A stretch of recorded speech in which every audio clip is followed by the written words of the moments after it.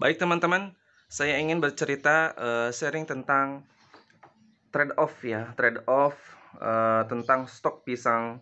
Apabila misalkan memang stok pisang kita terlalu banyak, kemudian okupansi atau daya serap untuk penjualan sales kita belum terlalu begitu banyak. Apalagi saya merasa bahwa di satu minggu, satu pekan di bulan Ramadan ini yang jadwal penjualannya begitu singkat, hanya kurang lebih 3 jam, itu menurunkan daya jual saya seperti itu. Lalu bagaimana kira-kira saya melakukan manajemen stok pisang seperti itu?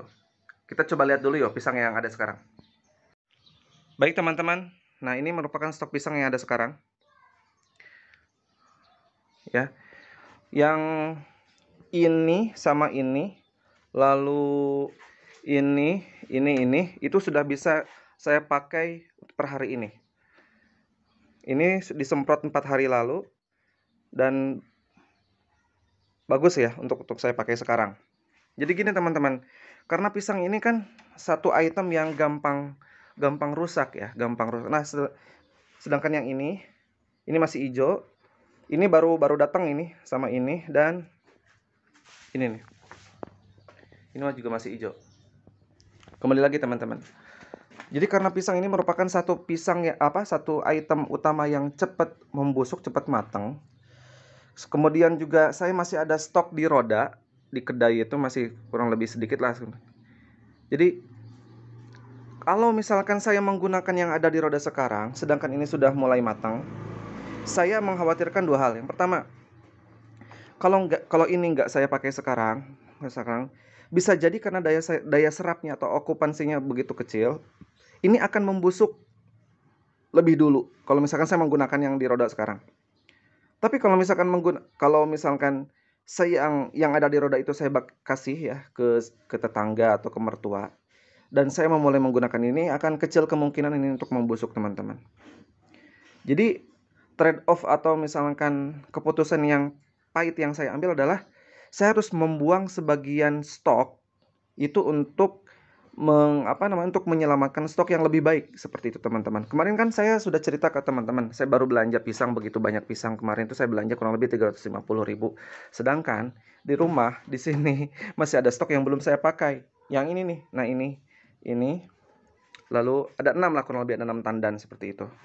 Dan merupakan dari supplier yang saya harapkan lah, yang bagus-bagus nih teman-teman. Yang pisangnya, sedangkan yang matang-matang kemarin itu pisang yang matang tapi tidak saya harapkan, tidak saya ekspektasi seperti itu. Jadi ini trade off, karena okupansinya rendah, saya lebih baik yang stok pisang yang ada di roda sekarang saya bagi-bagi kepada mertua dan kepada mungkin teman-teman yang ada di dekat tempat jualan saya bagi-bagi ya, biar nggak bazir seperti itu. Gitu aja teman-teman, saya sharing-sharing seperti itu. Biar mungkin kalau misalkan teman-teman nanti yang pemula ya, saya sharing kepada teman-teman yang pemula, yang awal. Kalau misalkan yang sudah ahli, yang sudah tahu bagaimana cara melakukan manajemen stok pisang segala macam, mohon maaf, saya tidak bermaksud untuk menggurui. Ini saya sharing-sharing aja. Jadi dua ini akan saya pakai hari ini, sedangkan yang ada di stok yang ada di kedai akan saya bagi-bagikan ya kepada teman-teman, kepada kepada mertua untuk menyelamatkan pisang-pisang yang ada ini. Ya, karena saya jujur penjualan saya belum seperti pisang-pisang yang viral ya. Saya masih sedikit sama teman-teman. Seperti itu teman-teman. Oke teman, jadi begitu ya teman-teman. Untuk menyelamatkan pisang-pisang yang ini, jadi saya akan bukan membuang sih istilahnya, saya akan membagi-bagikan pisang yang ada di kedai saya yang sudah matang, yang memang sebenarnya pas banget untuk dipakai hari ini, tapi lebih baik saya bagi-bagikan saja, karena untuk menyelamatkan stok ini. Stok untuk menyelamatkan takutnya terlalu matang, karena kalau terlalu matang pisang goreng juga kurang enak, seperti itu. Jadi antara matangnya harus pas, terlalu matang juga nggak enak, seperti itu. Nah, ini sharing-sharing saya buat teman-teman, bagaimana cara menjaga stok pisang kalau misalkan overload. Kita harus melakukan trade off, mau nggak mau itu pahit. Ya, seperti itu tuh pahit. Ya, jualan harus terus ya, seperti itu teman-teman. Oke. Nah, ini teman-teman, stok pisang yang tadinya akan saya pakai hari ini. Karena setelah saya melihat stok pisang yang di rumah itu juga sudah pas untuk matang, saya akhirnya melakukan trade off untuk mengistirahatkan ini, membagikannya kepada teman-teman, kepada tetangga, kepada mertua. Saya tidak menjualnya. Lihat teman-teman, perbedaan pisang tanduk yang tadi dengan yang sekarang. Lihat batangnya kecil. Ini juga kecil teman-teman. For your information teman-teman, kalau untuk pisang tanduk jangan beli yang ini ya teman-teman. Ini sebenarnya saya belinya kepaksa aja saya beli yang ini. Tahu nggak kenapa? Kalau beli pisang tanduk yang kecil ini dengan dahan seperti ini, kita banyaknya kita cuman beli kulit. Ini kalau misalkan kita kupas, isinya kecil teman-teman. Ini tebal banget kulitnya. Ya, ini walaupun hitam-hitam seperti ini, tapi dalamnya bagus teman-teman. Itulah tipikal pisang tanduk tuh cepat hitam kulit, tapi dalamnya matang. Bagus, masih bagus. Ada kurang lebih 4 sisir ya. Akan saya bagikan aja. Itu untuk menjaga stok yang ada di rumah. Sekali lagi teman-teman, kalau untuk pisang tanduk yang jualan pisang keju yang disisir, saya tidak terlalu merekomendasikan beli pisang yang seperti ini ya, yang dahan kecil, yang batang kecil. Belilah yang batang besar. Karena yang ini tuh sebenarnya kita belanjanya belanja kulit, isinya kecil. Lebih baik kita belanja pisang tanduk yang benar-benar besar banget. Jadi kalau kita beli pisang tanduk yang besar banget itu kita beli daging lah, seperti itu teman-teman. Oke ya. Jadi hari ini akan saya bawa ke ke rumah mertua, dan sebagian saya akan bagi-bagikan kepada teman-teman penjual yang ada di sini. Di sini ada yang jual bakso, ada yang jual jual tahu pedas dan es. Saya akan bagi-bagikan. Saya tidak bermaksud untuk menjual ya, bagi-bagi saja. Apalagi ini di bulan Ramadan, semoga pahalanya besar.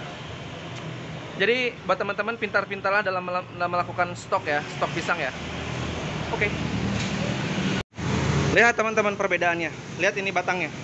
Ini adalah batang pisang yang akan saya bagikan. Nah, ini stok baru dari supplier saya biasa yang besar-besar. Nah, teman-teman lihat. Tuh. Kalau untuk pisang keju ya, belilah yang seperti ini, yang besar-besar. Tuh.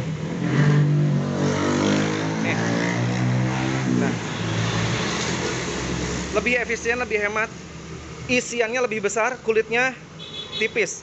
Kalau ini teman-teman, kalau mau jualan pisang yang satuan ya, yang diiris satuan gitu, diiris, ini mungkin bisa bagus ya. Tapi kalau untuk pisang keju ini benar-benar boros banget teman-teman. Ini boros banget, tebal banget kulitnya. Ini tebal banget kulitnya dan isinya kecil. Jadi saya kurang merekomendasikan untuk pisang keju. Tapi kalau satuan ini bagus. Nah, dua pisang yang sama tapi berbeda isi lah, kalau seperti itu. Untuk pisang keju saya rekomendasikan yang ini. Yang ini saya akan saya akan bagi-bagikan untuk menjaga stok pisang yang ini. Jadi teman-teman, untuk pemanfaatan selanjutnya dari kulit pisang tanduk, biasanya saya ngasih ke mertua saya untuk dijadikan pupuk kompos ya, pupuk kompos. Karena mertua saya punya kebun pisang Cavendish, kemudian ada pepaya California dan lain sebagainya. Ini bisa dipakai untuk saya kumpulin ya di plastik khusus, saya tanpa dicampur dengan plastik, nanti bisa dipakai untuk pupuk kompos. Kita lihat yuk gimana caranya. Pertama kita bawa nih kulit pisangnya. Yuk kita bawa kulit pisangnya. Tenang. Ayo adek, teteh. Teh, liatin di mana teh pupuknya teh. Ini teman-teman, kebun milik mertua saya. Ada.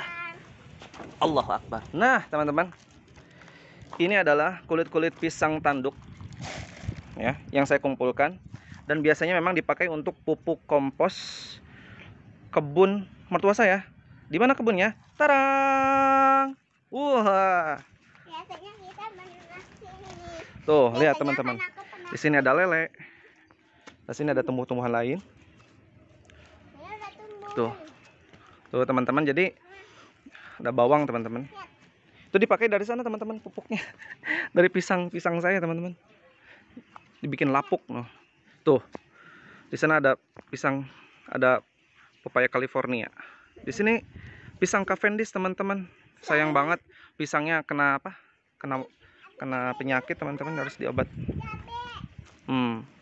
Ini sebagian dikasih pupuknya dari situ.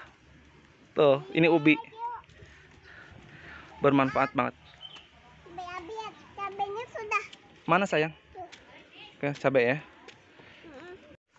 Selain daripada pisang, juga kulit pisang tanduk yang dijadikan pupuk komposnya bisa untuk pupuk cabai teman-teman. Karena saya sangat suka cabai. Yuk kita lihat yuk. Mana teman-teman? Mana teman-teman deh? Mana teh? Nah, kita lihat ya. Mana sayang? Oh iya. Tuh lihat teman-teman. Ini lagi mahal, tapi alhamdulillah dipupuk dengan baik. Cabe. Ayo teman-teman, itu gendut. Cabe gendut. Ya begitulah teman-teman, namanya juga dagang, apalagi menggunakan item barang yang tidak awet ya. Kita harus melakukan trade off stok kita. Apakah kita akan mempertahankan pisang yang sekarang atau mempertahankan pisang yang kualitas lebih baik, yang nantinya kalau misalkan okupansi atau daya serapnya tidak banyak, mana yang paling resikonya paling kecil, seperti itu. Itulah yang saya ambil. Jadi saya mengoutkan, saya bagi-bagikan pisang yang hari ini saya bagikan ke mertua saya, juga tetangga-tetangga yang lainnya, dan saya menjaga pisang yang stok yang hari ini yang menurut saya kualitasnya lebih baik.